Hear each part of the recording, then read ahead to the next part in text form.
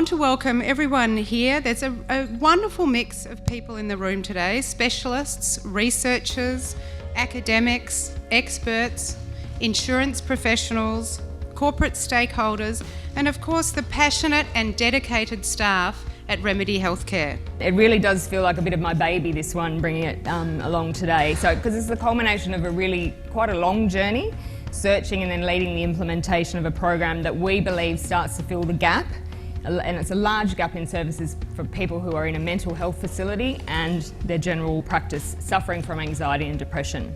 So Australian Unity established Remedy Healthcare in 2008 to try and fill the gaps that we were seeing that our members were experiencing in chronic diseases and in mental health. So people are finding themselves in a mental health facility all too often because there is this big gap between seeing your GP and ending up in a mental health facility. I was personally very shocked. I've been in this business for 9 years to learn about the frequency with which people are being admitted into an acute hospital. This is, these are people in this room. It's not an abnormal case with a mental health condition.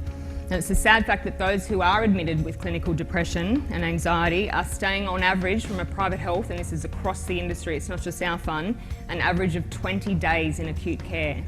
We're in every state and territory of Australia virtually, and what we're actually doing on behalf of insurers, corporates, the aged care sector, the public hospital sector, is providing nursing, care coordination, health coaching, and a whole range of services that are fully integrated.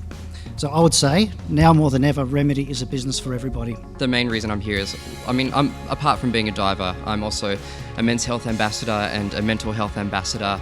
The coaches, which we now call the low intensity coaches providing the service, telephone-based, evidence-based, but a really critical conceptual difference, guided self-help as opposed to therapy.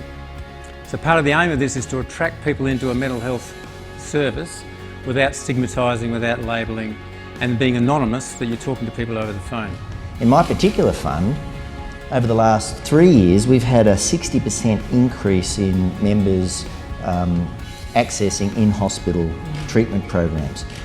And all of that has come from the extended family members of my fund, not from those who've served in the Defence Force or their immediate family.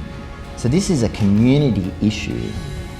And what we find that we're very attracted to in this particular program, as we've been monitoring that trend and then seeing the success of treatment programs in hospitals, we've noticed that those who do really well, those members that do really well, they've been able to participate in a program, a local program, where they're supported after their hospital treatment.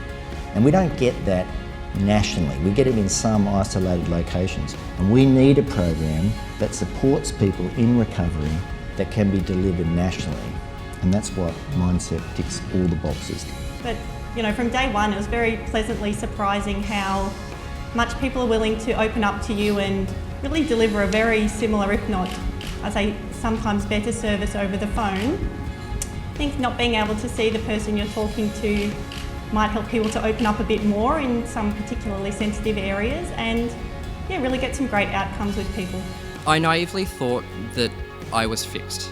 I don't know why, but I thought that I'd had my period of depression and that you only suffered from depression once in your life and then you move on. What I learnt was, after all of the adulation and the high of the Olympics wore off, I learned that depression doesn't just go away unless you actually address it, unless you actually come to understand what the underlying causes of your depression was.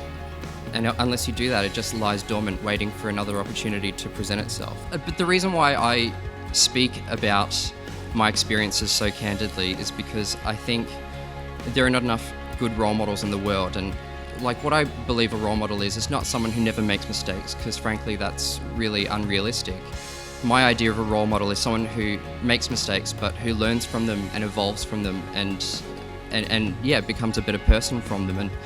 And so that's why I do share my experiences about such taboo subjects like mental health and depression, anxiety and substance abuse. And because I believe that the more that I speak about it, the more that we all speak about it, the more it will start to break down the stigma and the shame that prevented me from reaching out to wonderful services like this when I was a teenager. So that's why I do it.